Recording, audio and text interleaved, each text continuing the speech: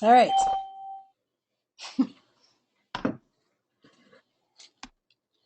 I don't know, something weird going on here. Again, sorry, but it took me way out of this thing here.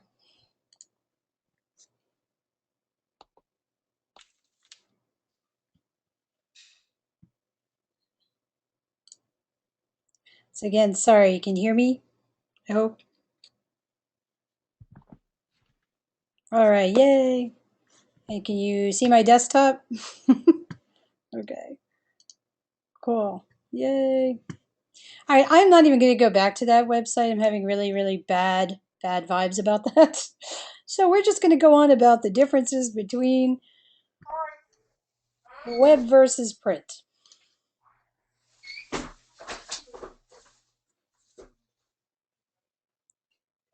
All right. So designing for web versus print design can be a completely different experience. So to better understand these differences, the two really can be compared in some major topic areas. So we're going to talk about how they differ in types of media, audience, layout, color, technology, and careers. And we're going to be, of course, speaking about the graphic design side of the web design and not the technical side, just so you know, not going into the technical thing. So,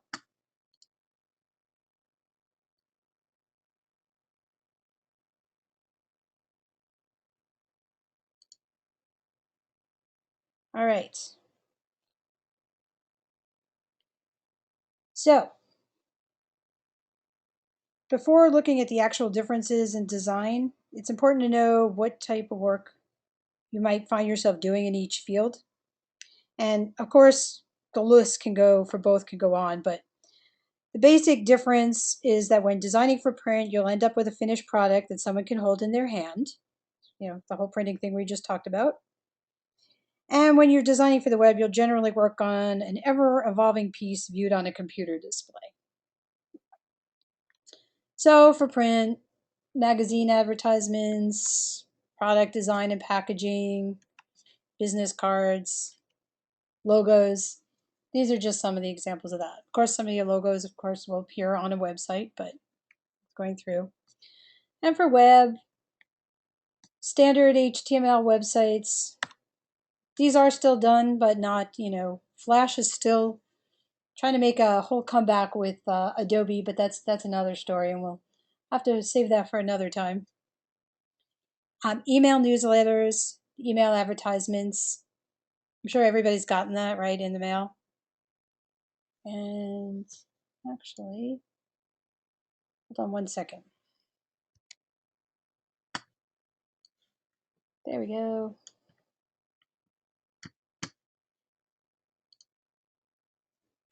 Let me just go back through this quick. I couldn't see if anybody was talking to me, but I found it again, so we're good. Nothing like ending on a high note, huh, guys? All right.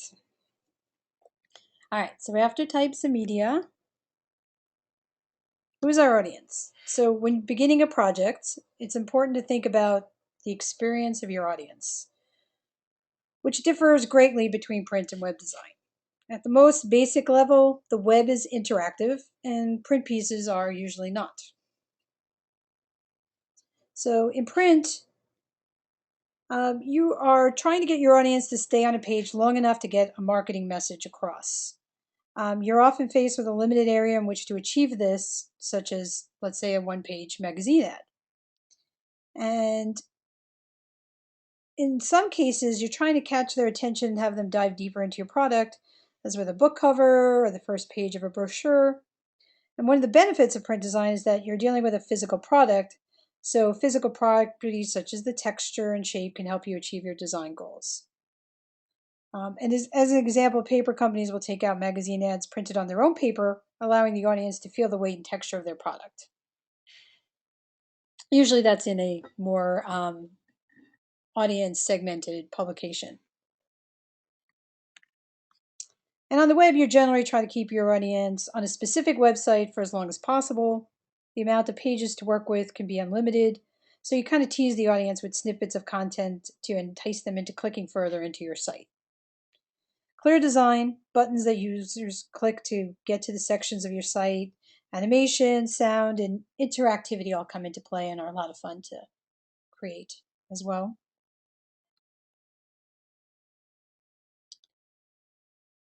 So both print and web design require clear and effective layout. In both, the overall goal is really the same, to use the elements of design that we've talked about before, but let's go over them. So the shapes, lines, color, type, all the things that we've covered in the past few classes. And the differences start in the available space to create your design. So in print, your space is generally measured in inches. You can be dealing with anything from a business card to a highway billboard. You know the space allowed from the start and that your finished product will look the same to everyone who sees it. And again, there's that term again, bleed. You must have bleed in safety areas to guarantee print results. So that's why we do that. If we were just like limited the bleed to exactly the size of where we're going to, we can end up having printing issues, and we don't want to do that. So that's where we do the bleed. And for web layout, you're measuring your space in pixels. You're faced with a challenge designing your sites to look the best in all size monitors and at all monitor resolutions. So I'm sure right now this presentation looks different for all of you guys, depending on what your device is and how you're looking at it on. So a consistent design with consistent navigation, always in the same place, is kind of keeping people in your site. And that's a UX designer usability. That's a lot of what they're concerned with is, what is the user experience? And they go through all the steps, do a lot of testing of websites to make sure that it's easily navigable and easy to use. Design is important, but actually having a really good Utah website is also of the utmost importance. Color.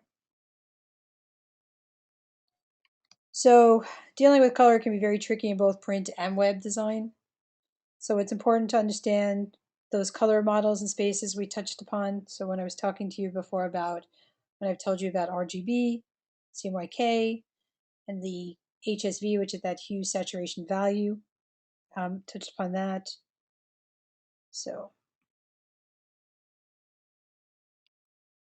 some of the things to consider for print: consider the difference between your colors on screen and on paper. Again, a proof can help ensure you're getting the desired results. We talked about getting a proof before. You often choose spot or process colors for your printer to use, and these are colors you choose from a palette and identify with a code that you provide to your printer. And that was the whole thing also about Pantone. And a hint for those of you test takers out there, Pantone is the #1 of the process color things, the most common one that's used. There are others, like True Match and some others, but Pantone is the #1 choice for a spot color. And for web, you want to consider the difference in colors from monitor to monitor, how color will be affected by brightness and contrast changes. So playing with the lights and the darks. Colors are represented by hexadecimal values, 6-digit numbers. Again, this responsibility may fall on the programmer, but you may be providing these values to them. So sometimes, you'll be working really, really closely with a programmer. Somebody's going to do more of the technical end of this. You do the design, hopefully.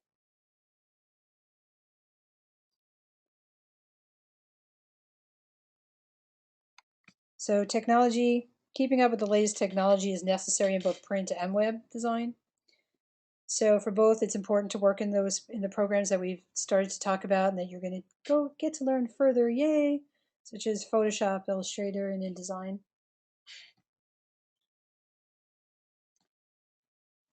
So again, what I was saying about getting to know your printer, for print designers, knowing the latest advances in the printing process will help you to achieve the best results in your work.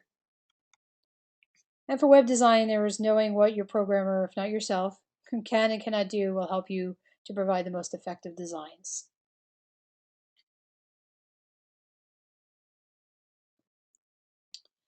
So a career in graphic design can mean many things. We talked about this way back in the first class, but here are a few career choices for both print and web. So print art director at a magazine, might be an ad designer at an ad firm, might be a package designer for a cosmetics company, might be a designer for a t-shirt company, might be a web designer for a social networking site, flash designer for movies websites, banner ad designer for a marketing firm. So that's some of that. So before you begin any website, you could really first, you have to have a good understanding of the project as a whole, as well as all the different steps or phases that you'll move through during your web development process. So most website projects have kind of a logical flow to them of development, type of, evolution, if you will. With distinct phases that when if you follow this, it should help streamline your process. So we're just going to go into that. So here's the general order in which you would, have a web project come to fruition. First, you would have your planning phase, where you define the goals and purpose of the site. You construct a site identity, just like the other brand and identity. Determine what content should go on your site. Diagnose dynamic site requirements, if any. And of course, you're going to want to figure out ways you're going to attract visitors to the site after you get it published to the web. You certainly want people to see your site once you've done it. And then we go into the contract phase. So if you're designing a website for a client, this is the phase where you draft and submit a proposal to the client for the project. Your proposal will outline the scope of the work in written form so that both you and the client have a clear understanding of the expectations and outcome of the project, as well as financial agreements, time frame, and deliverables. Upon approval, the proposal gets converted into an official contract that both parties sign, and hopefully a deposit is paid to the designer to begin work. Yay, money. We'll talk about that a little bit more too. Design phase. So you're going to characterize a target audience. Websites are in general built for everybody. Construct an identity for the ideal site visitor. Gather information. There's also, has anybody ever heard about personas? I have a lot of fun with this. This is the part that I've been involved in with this, which is the idea of, okay, so who is the target person? So let's say in the case of when I worked for a travel company, it was, we would do personas for that because there are obviously different types of travelers, right? And I'm sure you as a class represent a whole big different portion of it. Some of you probably like going somewhere where you can just sit on a beach. Some of you want more of, the historical feel, kind of like history, something related to history. Somebody might want to cruise. It's all different. It's all different personalities going through. So what you do is you actually create like a real person to, I create not a real person, but an actual person, like you would name them, give them, maybe make them married and they have 2 kids and whatever, and go through the whole idea of it. So it's a persona, so that you kind of have who you're designing for in mind, like kind of actually drawn out. You determine the benefits to site visitors, make design decisions about layout, color, organization, and content. Things that we've been talking about before. You'll mock up a design in your preferred software program, such as Photoshop, Fireworks, which seems to have gone. I love Fireworks, but it seems like Adobe has abandoned it because I don't think I've noticed it for Creative Cloud. If you're designing for a client, be sure to present your completed mock-up to the client for approval. And you probably will actually go through different stages of the approval process. And then you'll build it. You'll convert the website mock-up into a functional web page using HTML, CSS, and JavaScript. And WYSIWYG, that you're seeing there, if you've ever seen that term or seen those letters, stands for what you see is what you get. So web editors such as Adobe Dreamweaver, and if we had time, which we might not now because of, unfortunately, all the technical difficulties, I'd be happy to open up Dreamweaver and show you that. Create and optimize web graphics. So again, like we had talked about that a bit too, how there's certain formats to save for the web.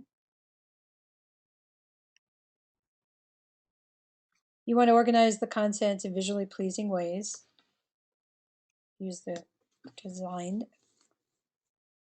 concepts that we've been talking about. And add dynamic capabilities to the pages with JavaScript, jQuery, if you've ever heard of these, and other programming languages when warranted.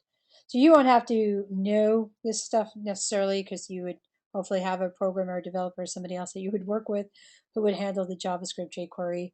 The one request I get from people out there, do I know anybody who does blah, blah, blah, is actually PHP. That seems to be a really popular thing.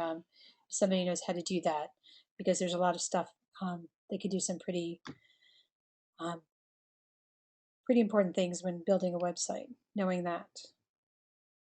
Ensure that all the pages on the site look good and function well in a variety of browsers. So I was talking about, you'd be testing them in all the different browsers, Mac and PC, hopefully, as well as other, web-enabled devices as the pages are being built. I don't actually believe we can actually use Internet Explorer on a Mac, but there are ways around it to getting into testing environments. But again, more complex than we're going to get into here.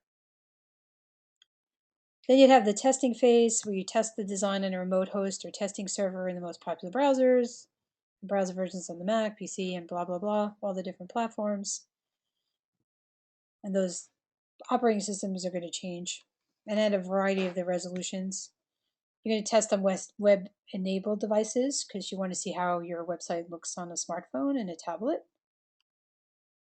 You're going to validate the code, because otherwise that's going to go through. But again, we're going to check for spelling errors and fix any coding errors. And you want to ensure that each visitor can navigate through the site with no technical problems. So again, it's where UX design or usability comes into play. And then you'll have your site launch, where you register a domain and secure a hosting plan. So the domain is, like, say, www.amazon.com, right? That's a domain name that's been registered. Secure a hosting plan somewhere. That's where it all resides, so that it's then pushed out to all the different everybody's, so that everybody can see it on their browsers. Upload the sales file to a host server, retest the site, be ready to maintain the site post-launch. Launch the site by submitting the URL to search engines. And if desired, post to social media accounts and send out press releases, newsletters, and emails announcing the launch. And post-launch site maintenance, you want to ensure that the site's content stays relevant and up to date by adding new, and that's what also becomes good if you have an account that, has several of these accounts. A lot of the money could be in maintaining them. And there's a lot of it that's kind of easy today with WordPress and different things like that. It's a lot easier. And also, let me just mention Adobe Muse. For those of you who do have the Creative Cloud and the whole subscription to it, you can have Adobe Muse, which is basically lets you build a website without even knowing any coding. It's once you're familiar and you're going to go through the program and learning InDesign, and once you're more familiar with that, Muse is going to be really easy for you to use. And you'll be able to build your own website pretty quickly and easily without having to know any coding. Helps to know coding, though, because it's always an extra plus on the old resume there.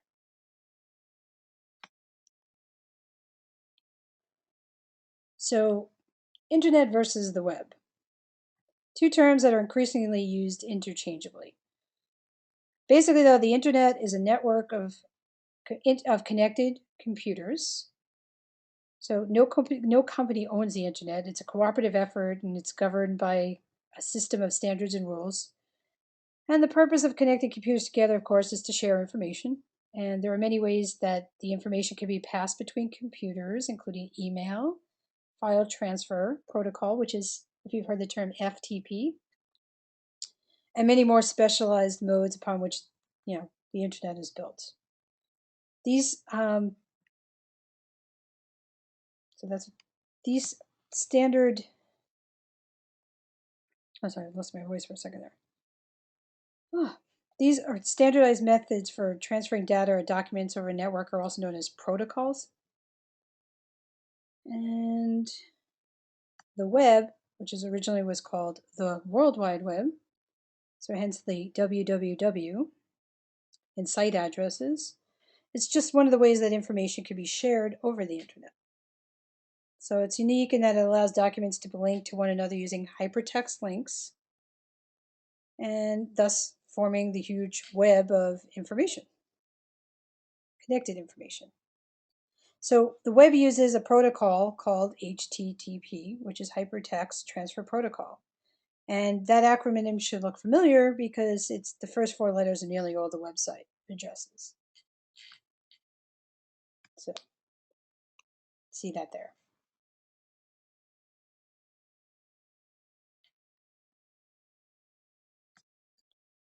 So let's talk more about the computers that make up the internet, because they serve up documents upon request. These computers are known as servers.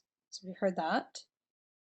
More accurately, though, the server is the software, not the computer itself, that allows the computer to communicate with other computers. However, it's common that, to use the word server to refer to the computer as well. And the role of server software is to wait for a request for information, then retrieve and send that information back as quickly as possible.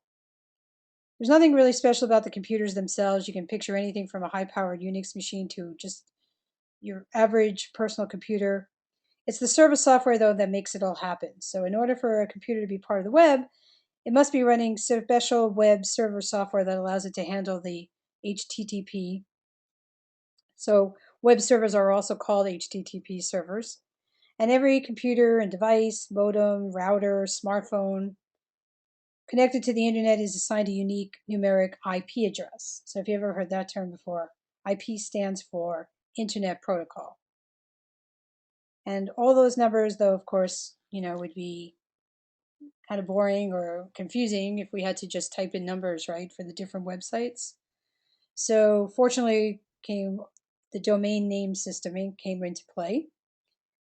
And while the numeric IP address is useful for computer software, the domain name is obviously more accessible for humans. Matching the text domain names to their respective numeric IP addresses is the job of a separate server. It's called a DNS server, for domain name system server. And it's possible to configure your web server so that more than one domain name is mapped to a single IP address. And that way you allow several sites to share a single server. And after servers, these should look familiar to most people, web browsers. We know that the server does the serving, but what about the other half of the equation? The software that does the requesting is called the client.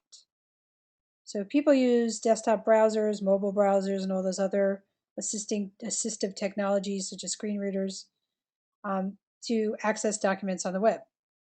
The server returns the documents for the browser, also referred to as the user agent in technical circles, to display. And the requests and responses are handled via the HTTP protocol mentioned earlier.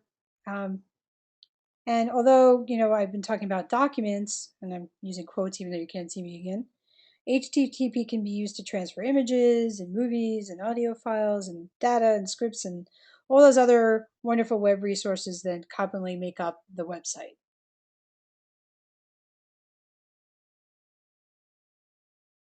And this one. I'm going to cut it short just in case because I don't want to run out of time. And I know that most of you probably know about the concept of web browsers. But I want to go into this idea of server side versus client side. That's why I went through the whole thing of that. So when someone visits a website, they enter a web address in their browser, and the browser sends off a request for the web page at that address. The website then finds the corresponding HTML file and sends it back down to the browser, along with any other images and assets that are related to that. And then the browser then gets the HTML code and does the work to transfer it into a beautiful web page. So the technical term to describe the relationship with the web browser playing the part of the client and the website playing the part of the server. Because the work to process HTML code gets done in the client, HTML is known as a client-side language. And because the work to process PHP, however, is the server side. So when I was talking about that, that's probably why, because there's a lot more people. It seems to be that you can find a lot more talent for doing the HTML and the CSS side, but PHP, which is the server-side language, is the more difficult to find. And it's a specific language. The server does the work to process the PHP codes. When the browser requests a PHP file, the browser doesn't download the PHP code. The server runs the code first. So in the context of a web page, it's easiest to think of PHP as a language that generates HTML. The server runs the code, generates HTML, and sends the resulting HTML back down to the browser that we just spoke about. And because the work to process PHP code gets done on the server, PHP is the server-side language. So that's how you would know what one is from the other. And chances are, if you are going to be involved with this, for the most part, you're going to want to be on the client side. And it's actually fairly easy for this today. So when you're adding descriptive text tags to a text document, it's known as marking up. I'm again using quotes, so I have to tell you that. Marking up the document. And web pages use a markup language, and it's called Hypertext Markup Language, or HTML for short. And it was created especially for documents with hypertext links. HTML defines dozens of text elements that make up documents such as headings and paragraphs and emphasize text and, of course, links to other links. There are also elements that add information about the document, such as title, media such as images and videos, and widgets to forms inputs, just to name a few. So lots and lots and lots of different pieces. What I like to think about, the way I like to describe it to people is, if I just put on a piece of paper and I said heading and I said image and then I said text goes here, it would be pretty boring, right? It would just be, but that's really what the HTML stuff, that's its job. It does that behind the scenes thing. But then if I said I want a big bold font for my header, I want a background image to repeat, make a pattern on my web page behind it, that becomes all the CSS part of it. Let's look at this. So this, this is the web page shown here, because this is just a little, it's just, think of that top part, the Jen's Kitchen, as a sample of a web page on a browser. And it actually really consists of 4 different files. So there's an HTML text document, a style sheet, and there's 2 images. So the style sheet's going to help so that you can see Jen's Kitchen the way it is, where the image is placed, and so forth. Tags in the HTML document give the browser instructions for how the text is structured and where the images should be placed. First you'll notice that the text within the brackets, for example, also like where it says body, that actually doesn't display. Should put that down there. So look in that blue document down the way there where it says body. It won't actually display the word body. The browser actually displays only what's between the tags. So in between where it says like body, and if you look down to all the way to the bottom again, the second from the bottom there, it has like a slash and then body again. That represents a closing tag. So there's the front part of the body, starts where it starts there, at the sort of about 1.5 inches down. And then all that stuff in between it makes up the body of it, of the document.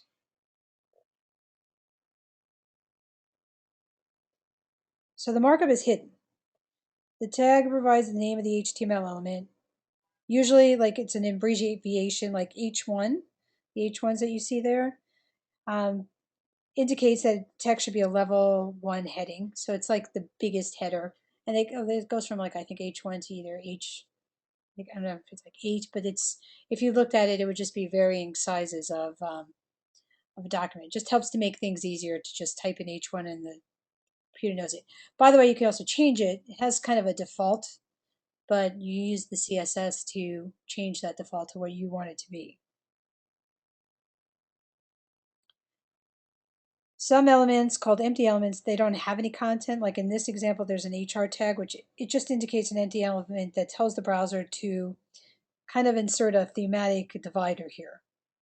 A lot of browsers indicate the thematic divisor with a horizontal rule, which is how the HR element got its initials, because originally it stood for horizontal rule.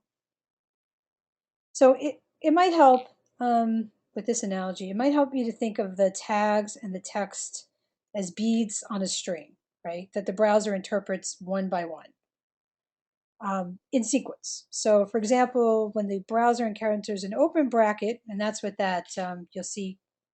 Look at just even the very, very first character before the exclamation point. That's what I'm talking about. Um, that opening less than sign, I always refer to as a. It assumes all of the following characters are part of the markup until it finds the closing bracket, which is that end greater than sign. And similarly, it assumes all the content following an opening H1 tag is a heading until it encounters the closing H1 tag. So here, if we look, you can see that we have the fact that there's an image which has the source as foods.gif, and the alt is for people who might not be able to see the image. You need to have a description to be told to them, so it would be said that it's a food illustration. So that's why you're putting in the alt. And then when you see the gen and the ampersand, um, kitchen, those are so that you can see Jen's apostrophe kitchen the way it is on top there. So hopefully you can see that those correspond to each other.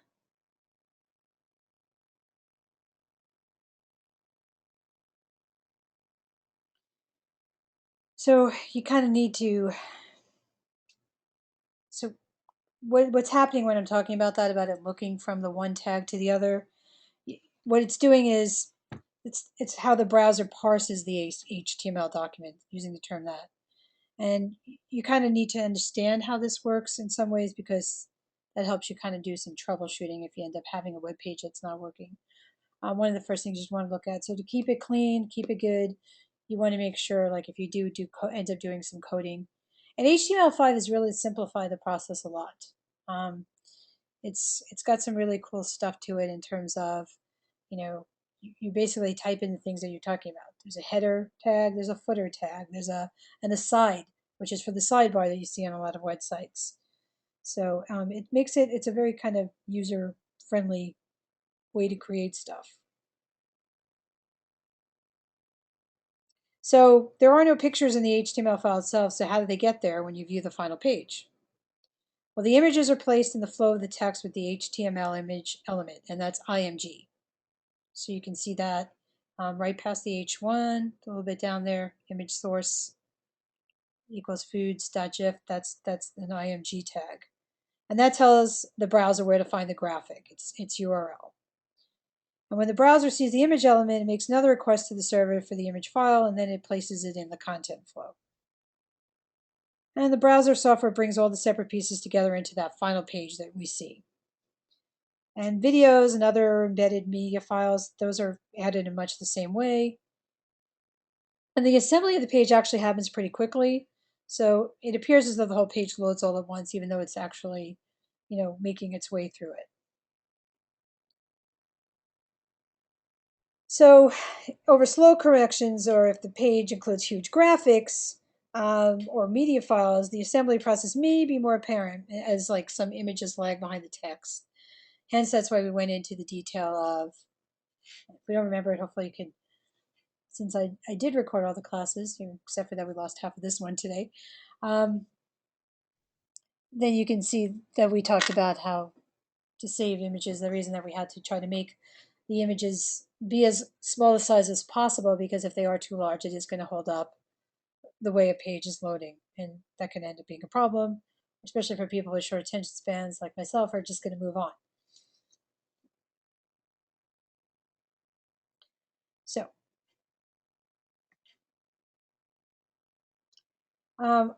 one more thing on this page, not much I got here. Near the top of the HTML document, there's a link element that points to the style sheet document called kitchen.css. And what that is,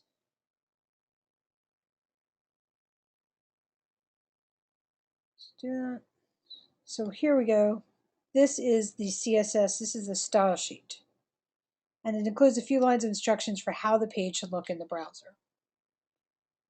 So these are style instructions written according to the rules of cascading style sheets.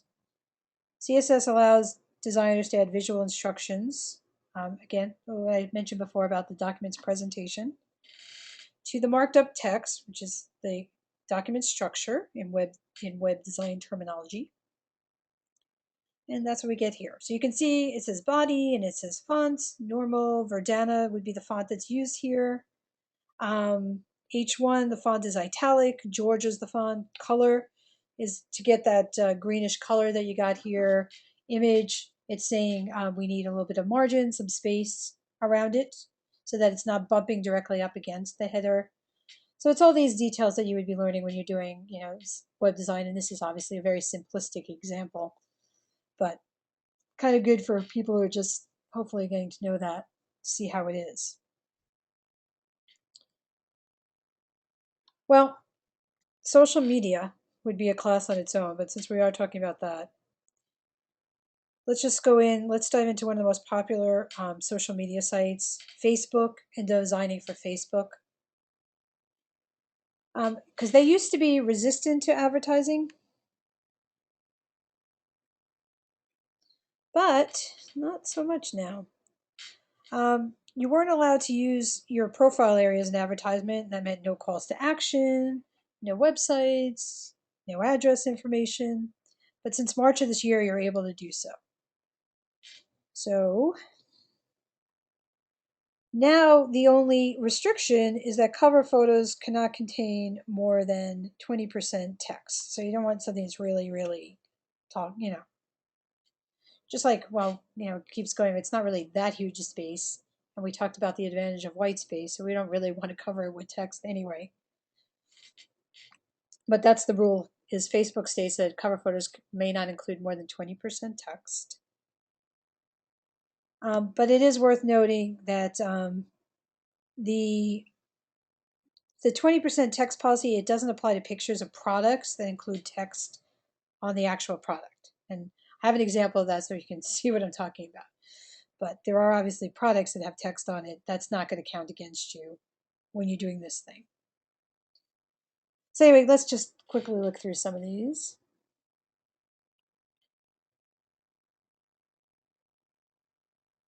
So here, our cover photo does apply the fact that the image of the Facebook marketing report shown as a product photo, and therefore it's not included in the 20% text allowance. It's blurry here, but that's what it has in there. You could see it better on the website itself. And you can have calls to action like click like, and you can see you don't have that part of it, but those of you who are familiar with Facebook, we know that that little arrow is pointing to the like button. So you can definitely ask people to do that. Here's an example, small business products and services for Intuit. It's busy, but it showcases some of the good things that the company is doing. Your Facebook page should always be about your audience and how you can serve them. A good example of brand showcasing their audience. This is kind of what they're doing here.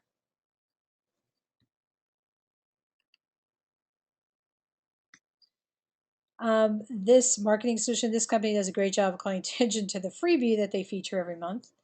And the photo is simple and the graphics are eye-catching. Obviously you see that, get our April wall power. It's a simple photo with just big attention shift to the to the app space.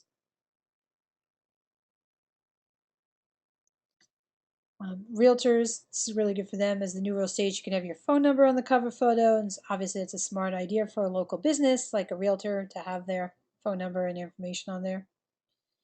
And there are some programs out there that help create a good, they actually do create these things, but as a designer, you would probably want to do it yourself. But I like the color in this one. The Harvard Business Review. You just might want to keep things simple with an engaging picture, like we've talked about also. So they just chose an artistic shot from their current magazine.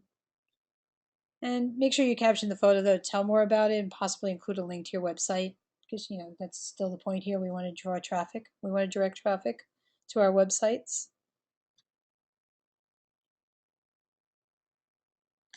So here's just a great example of a cute picture, which is obviously a lot easier to do if your business involves dogs. And their tagline and website are all in the one cover photo. And also the popular pin it. Everybody's Pinterest being as popular it is gets thrown into the mix pretty well too. I like this one too. Realty Austin. So, and if your business revolves around your website, you definitely want to have it on your cover photo. They have a simple, clean cover photo, and their website address, obviously is emphasized. This is a minimalist cover photo with a really clear call to action on their cover photo and all within the new guidelines. So once you clicked on the tab clearly marked free webinar, you're able to sign up right on Facebook.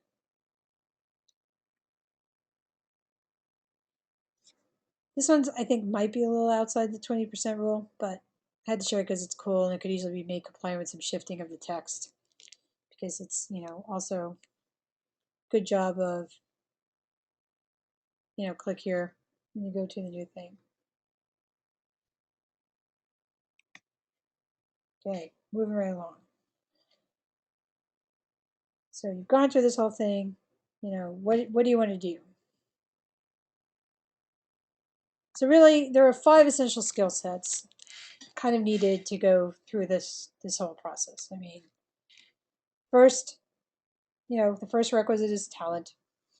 Prerequisite, it's you have to have an instinctive ability to exercise the good judgment in manipulating the formal elements of visual communication. So all the things that we've been talking about: contrast, scale, color, white space, typography. You need to learn you need to be able to use them effectively so that you can develop new and appropriate visual solutions to complex communication problems. If you don't possess this creative ability or the potential to develop it over the course of your education, then you might not be cut out to be the designer. So that's one of them. So the second requirement is become familiar with the current methodology. So the steps and processes that support the production of good work. Technical skills, technical expertise, mastering the current tools that are necessary to produce and implement the solutions. And it's kind of a moving target because design tools are constantly, changing. So if we were going to have this, today's basic tools are primarily digital, including, Adobe InDesign, Illustrator, Photoshop. There's also Quark Express. Haven't mentioned that. It's a different competitor, obviously, to Adobe. It's actually similar to InDesign. It's on that. It's that kind of thing. It's a page layout program.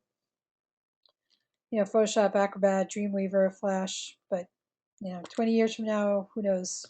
What tools we're going to be using then. So you got to just kind of expand your technical skills, stay on top of new developments. That's what we got to do. People skills. Again, I've mentioned this a couple of times, but I can't stress it enough. Interpersonal skills are still part of it too. This means being a good listener, good verbal communicator, who's able to build and sustain positive and productive relationships with others. It means being able to establish and maintain mutual respect. It means having a positive outlook. And it means exhibiting grace under pressure.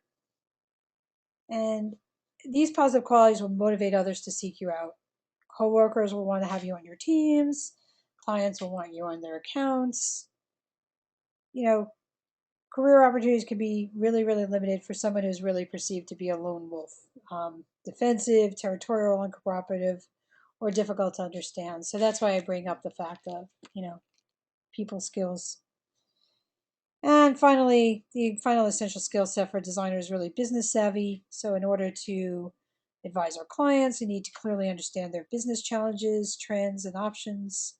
On each new account, you have to come up to speed really quickly. We need to be just as smart when it comes to our own marketing, financial, and management issues.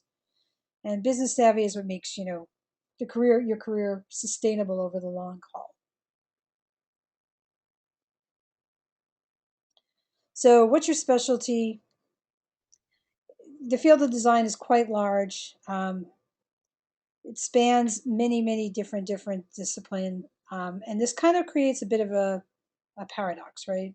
So, a good designer must be enough of a generalist to kind of see the big picture, develop strategies that are comprehensive. But at the same time, you kind of have to be a specialist in one particular design discipline in order to execute strategies successfully at a tactical level. Um, each individual component of a system must be delivered in just well crafted detail. Ultimately, of course, though, it's not possible really for one person to know and do everything. So, you kind of need to choose an area of concentration based on your talent and interest, and hopefully you'll start to get to know that as you go through the rest of this program.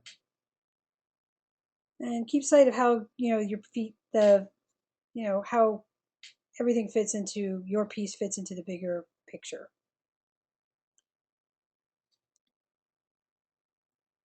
And if you do have like the one skill, then you want to start to know the people who have the complementary skills so you can, know who to go to and work with well.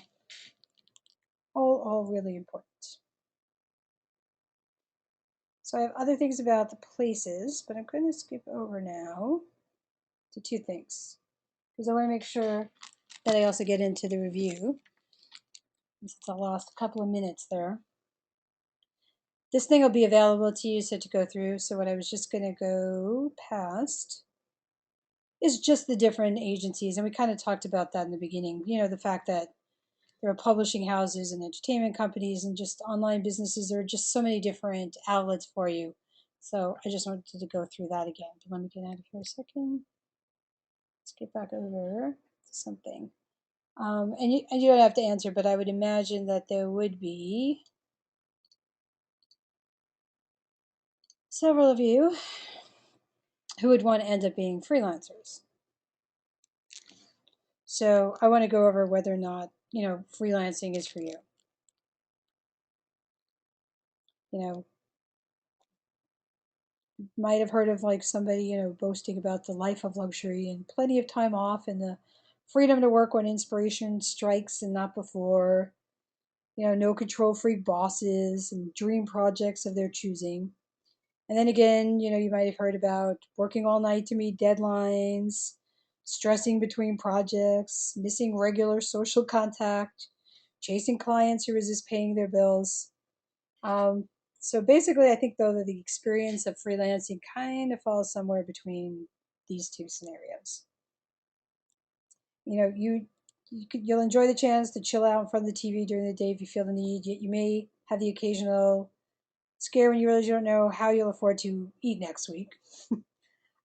So you'll love the excitement of creating your own destiny. At the same time, there'll be moments when you wish someone else could make the decisions for you. So before you decide to, whether or not you want to trade in your day job, let's just go over some of the advantages and the disadvantage of the solo worker life, as well as understanding the all important range of skills and attributes, of a successful freelancer. So what is it? I like where the term comes from, but again, this is just because, this is me and my goofy, thing for liking these details. So the term was first seen in Walter Scott's Ivanhoe in the late 1700s from the word free and lance, and he used it to refer to the medieval mercenary, sort of roving soldier in the Middle Ages who didn't particularly care for morals, ethics, or even whom he fought. So kind of not a good start to what we're talking about, but it's not obviously the ideal approach to today's times. But working as a freelancer implies that you don't have staff working for you, and that you frequently work, for more than one client. It's fair to say probably that really that there are more freelancers now working in just diverse fields than ever before, and most of this is related to the fact of online being an online designer, the whole web. The internet's really been responsible for a huge jump in the number of freelancers that are operating around the globe, and that's because we have the ease of electronic communication and the ability to develop virtual teams among other freelancers online, and broad acceptance of freelancing just has meant that over the past decade or so it's become a really popular choice for millions of people. So what are the advantages? Anyway, nowadays, yeah, here's the definition. So really it's defined as someone who sells his or her services to employers or clients without a long-term contract. So, flexible working hours. You have the ability to work hours you want. Obviously, it's a huge advantage to, a lot of people, especially, people who stay at home with their kids, want that, that kind of thing, not have to pay for daycare. It's certainly one of the things. Family commitments, school runs, part-time study. Simply, your internal body clock's unique cycle may mean that you prefer to work early in the morning or late in the evening. So you can, you have that freedom to work a few hours, go back to it, take a break, come back. Flexible work location, um, you probably like if you were considering, you'll probably like, glance around at home and determine where you'll create your office space, and decides that you're, deciding that you're home, determine where you know, where the, where to put the espresso machine, all that stuff.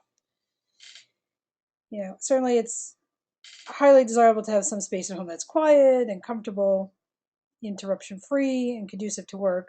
So that could be a thing too, because you can, if you have a home that has a lot of distractions, it might not be so good. But otherwise, the fact that you can be flexible to do that.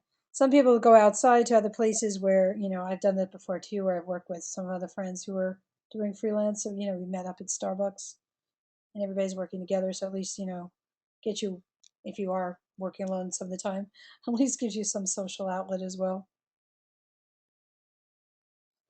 You can have your choice of projects. Um, some, there's certainly some projects that you wouldn't have as much choice unless you're on your own. And in an agency, you probably wouldn't have that flexibility of choice.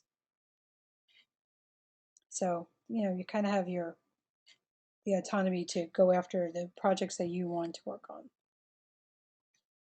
Obviously, you're the person who'd be in charge. Constant education. Really, it's really no coincidence. Many people who are attracted to the freelance lifestyle also really have that unquenchable thirst for knowledge. Um, Freelance, you can have that more of the flexibility to spend more time in research and planned education than you would in a normal 9 to 5 job, where they might just think you're goofing off on the just goofing off on Facebook or something. So if you want to read that new typography book or catch up on some kind of um, blog, that you're interested in, nobody's looking over your shoulder. And really, I mean, the time is yours. So you know what kind of deadlines you have and what you need to do. And a wide variety of projects. And my favorite, the fact that you can dress however you like.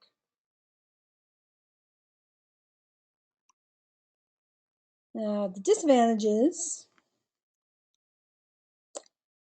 uh, probably the biggest disadvantage for many people is kind of the ocean effect upon the bank balance. So money tends to come and go with kind of an ebb and flow cycle in this business, especially when you're just starting out. So one week you'll feel rich and you'll think, yay, this is great, I've made it. And the next you'll be wondering, can I put gas in my car this week? So, but you can really actually avoid this by understanding and, controlling and being just very, very acutely aware of your cash flow. But for the most part, I think that it's this that not not having that stability of the paycheck that sends a lot of people out of freelancing and back into the working world. I've seen that happen a lot. And loneliness, like I said, sometimes you might feel cut off from the world, and if you might not like that, especially if you're a very, very social person. So it might be kind of tough. That's what happened. Blurring of home and work times, that gets kind of all mixed up together when you do that. Freelancing, wearing all those different hats. So not only do you find out you don't have as much free time as you'd hope, but it's those tasks that absorb a lot of your time you probably didn't even want to know about: selling, marketing, bookkeeping, dealing with legal matters. I mean, all this is you, right? Debt collecting, all the things that, not as pleasant as the fun part about the designing. And of course, benefits, which is probably one of the big things out there for that. All right, so let's do this. You can play along here with me. We'll do this. We can learn about this and do this as a quiz at the same time. If I don't get to the review, I'm going to give it to you guys as a PDF form, which is just a rehash of the different things that should be related to the things that would go on the tests. So just want to let you know that up front. I will give that to you. And some other stuff. That'll hopefully help you guys out along the way. Till I see you again. All right. So how many work samples, because this is about a portfolio and how important it is. And hopefully everybody knows what that is. But the portfolio is actually the representative pieces of work that you put together to, to represent you as a designer. It's not enough to just go out there and like on a resume and say, oh, I know Photoshop. You have to show examples of, well, look what I did here. I've, done all this retouching work. I've created, these posters. I've done this, whatever it is that, you've worked on, whatever you want to work, towards, whatever you want to be hired towards. That's what a portfolio is. And there's a lot of online ones as well. Things like included with, that's worth researching. I don't want to go ahead and touch my internet again because I'm not taking a chance of losing you guys. But is Behance, Behance. If everybody could mark that and just make sure you check that out. That's a lot of what people have done. And I think I've mentioned it before, but just in case. All right, so how many work samples should you include in your portfolio? As many as you have. 5, clients don't like to look at a lot of material. 11, it's comprehensive without being overwhelming. At least 15, so the client can see the full scope of your work.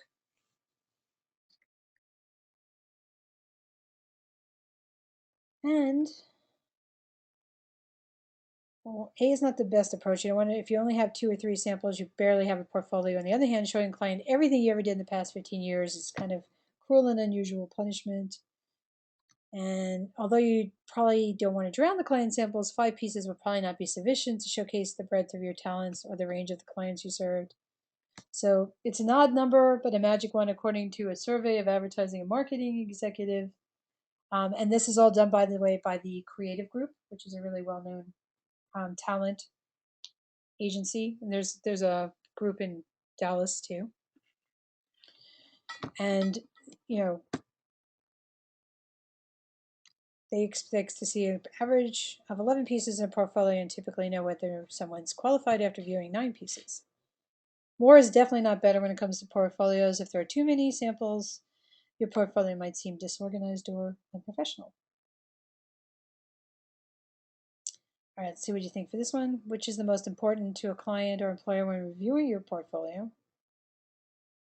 Overall creativity and variety of projects represented, neatness, well-organized samples, detailed descriptions of each project. And the answer to this one is that. And I say and actually this is from the Creative Group survey. When they asked the advertising and marketing executives what they value the highest, 2/3 said overall creativity, while nearly 1/4 cited variety of project experience. Your sample should showcase your creativity while accurately representing your skills and experience. Neatness is important, but an immaculate portfolio of mediocre samples won't impress anyone.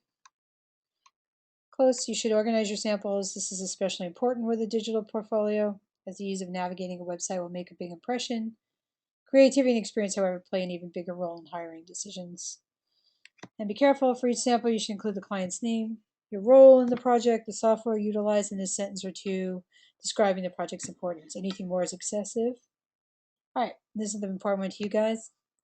You're a recent graduate or you just started freelancing a few months ago. Either way, you don't have many samples to show. So what should you do? Grab whatever samples you have, put a rubber band around the stack and carry it with you to every interview. Arrange your portfolio chronologically with your most recent work displayed first. To make it look like you have more samples, include numerous versions of the same piece, the before version, intermediate drafts, and the final. Or transfer all your samples to slides, select dramatic background music, and do a dazzling audio-visual presentation. This will distract the client from the actual number of pieces. So it's not A. So foregoing a neatly prepared portfolio is a common pitfall for many professionals, but the random sample approach, it'll work against you in most cases. Remember that clients or employers still expect to see a portfolio, even if you're still in school. So this is actually the best strategy. The chronological approach emphasizes your creative development over time rather than the volume of work you've done. When you display multiple versions of the same piece, it confuses the client and detracts from the finished product. And the full-blown dog and pony show won't fool anybody and may actually prevent the client from seeing the finished product.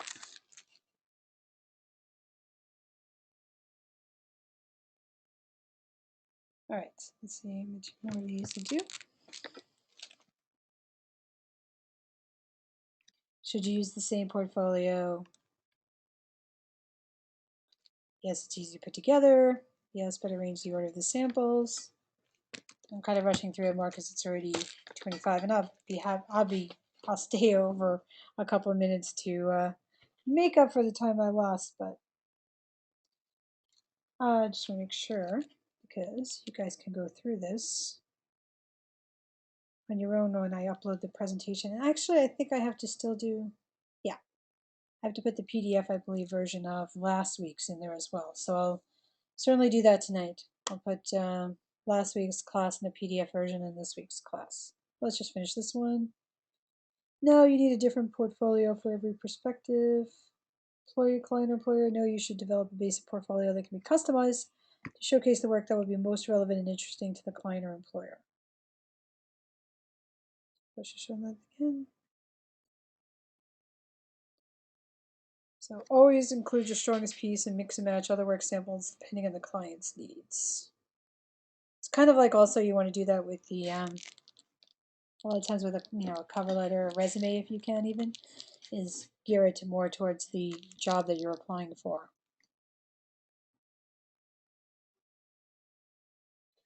So let me see what else I'm going to cover before that. Yeah, that's actually pretty much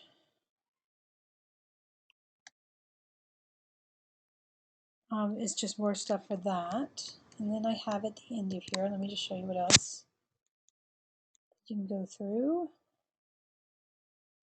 But I also want to show you this slide.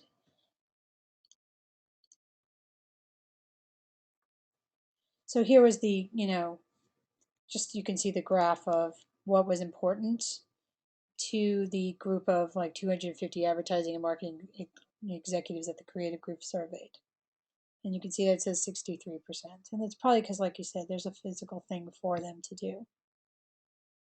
And then I have some more advice for you guys from the experts, more tips to take with you. To like sweat the details, and it's all written out here from it. So I didn't, I made notes on it.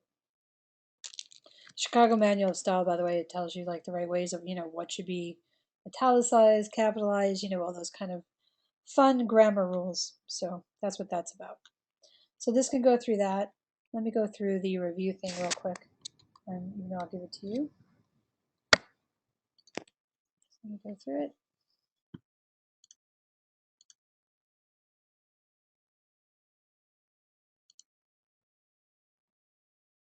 Oops, that's not right.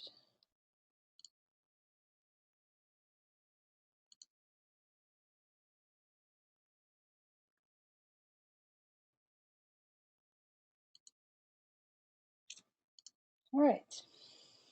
So I hope you've had some fun. I hope you'll have fun with the portfolio thing.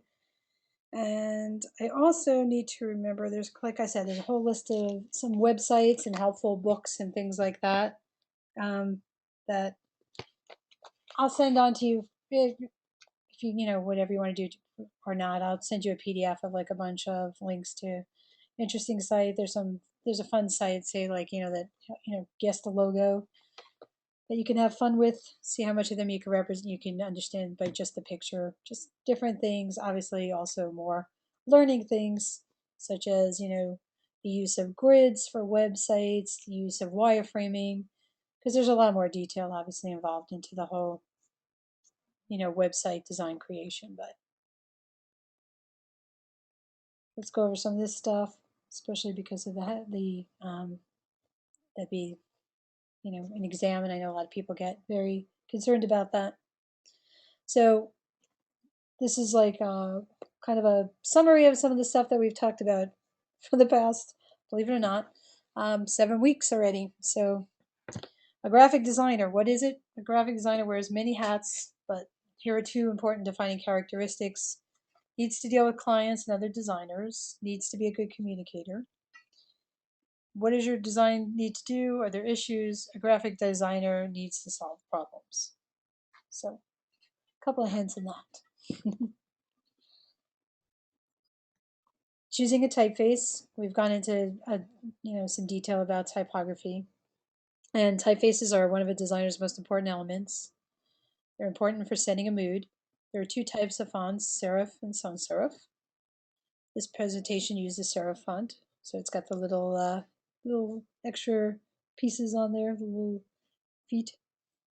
And type can be used as a design element, like the one on this page, where it says I love typography. It's an example of that. And typography can be created in all the Adobe programs. There's just more flexibility in some over the others. Still, Illustrator is still my favorite for that. So this is a PC character map. Check Adobe Illustrator for a glyphs guide under the type menu. And that's where you can see I've showed you that before too. You can see all the different characters. It also shows the symbols. And the symbols, symbols are great for creating logos. And what is, of course, the most popular program for creating logos? That would be Adobe Illustrator. 3 terms people confuse: leading, which is the vertical distance between lines of text; kerning, which is the distance between 2 characters; tracking, which is the adjustment of space for groups of letters and entire blocks of text. Tracking adjusts the overall character spacing of any text, especially body text and other large blocks of text. 2 file formats to know. There were a lot, but that's another hint that I'm telling you 2 file formats to know. So the EPS is a vector format. If we remember, a vector is created in a program like Adobe Illustrator, and it's the type of thing that can look really, really good small and really, really great blown up onto a billboard. So, and usually when you bring an Illustrator file into design, use an EPS.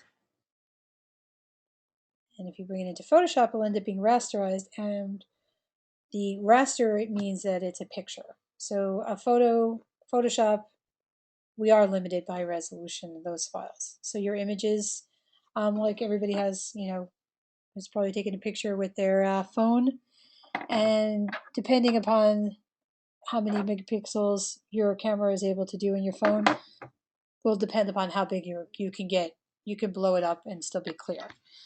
those professional cameras that are out there that cost like thousands and thousands of dollars, have the high grade things so that they could blow up the pictures that you end up seeing on billboards and stuff like that. But not the average person could do that.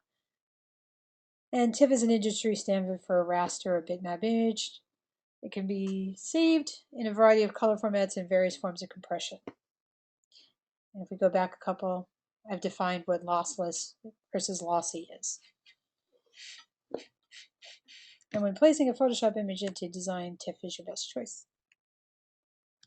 CMYK, cyan, magenta, yellow, black. Good for prints. RGB, red, green, blue. Ideal color space to use for designing web and mobile. And in addition, you might work with spot colors. Here's a few instances in which you would probably use it if you want to create metallic colors, consistently matching a corporate color, and just keeping your colors consistent across the different programs.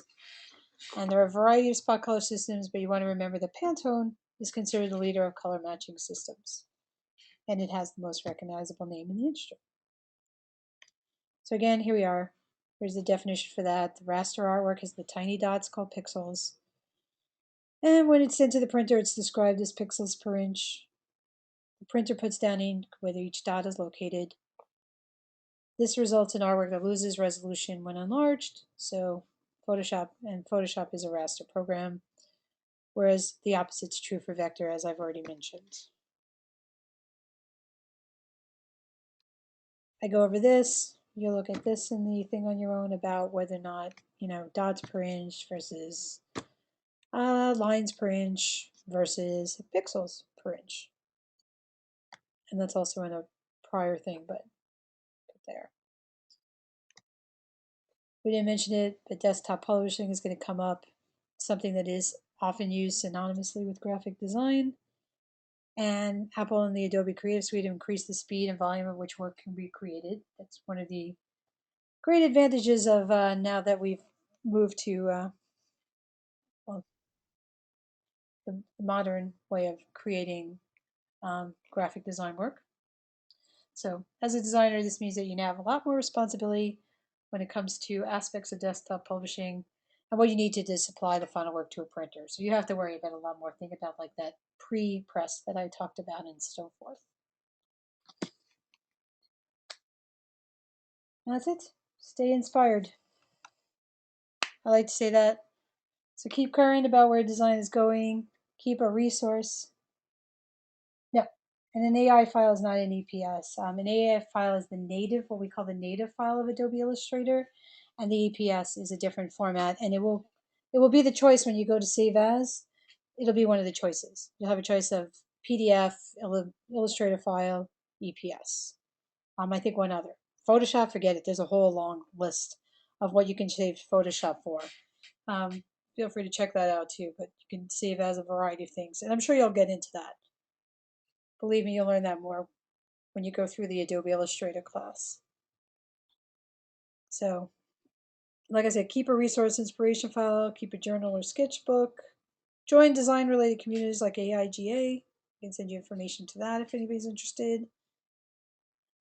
Understand more about everything. The more you learn about Dallas, the more that's going to help. Stay relevant and clear. Read business and design journals. But don't copy the stuff in there. Just look for them for inspiration. And like I said, it is the last thing, so I will stay if anybody needs anything. And otherwise, I can't believe that's it.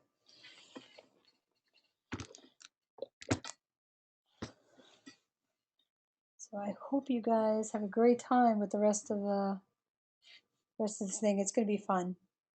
At least you'll.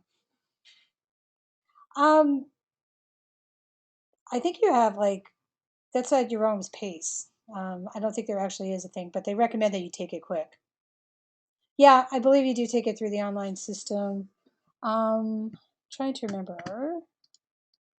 See, honestly, I don't have anything to do with that part, so I wasn't sure, but I know I did get, let me just look up from Irma. If you have any questions about that, does everybody know Irma? Because you can just, ask her with that. But I will tell you that you could take see.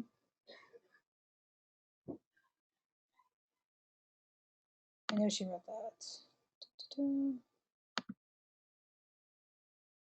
Yeah, so anyway, the exam is open, remain open. Ready to go anytime you want, and until the day you graduate. So you have the option of taking it as your leisure, but it's kind of advised that you take each final exam after each unit of study, which makes sense. So. But if there's anything else or anything else you need me to find out, feel free to email me still, and I'll be happy to help you with whatever you need. And sorry for keeping you over. Sorry for the technical difficulties. That was really weird. So, I'm sorry I didn't get you. But if you want to check it out on your own, it's the CSS Zen Garden.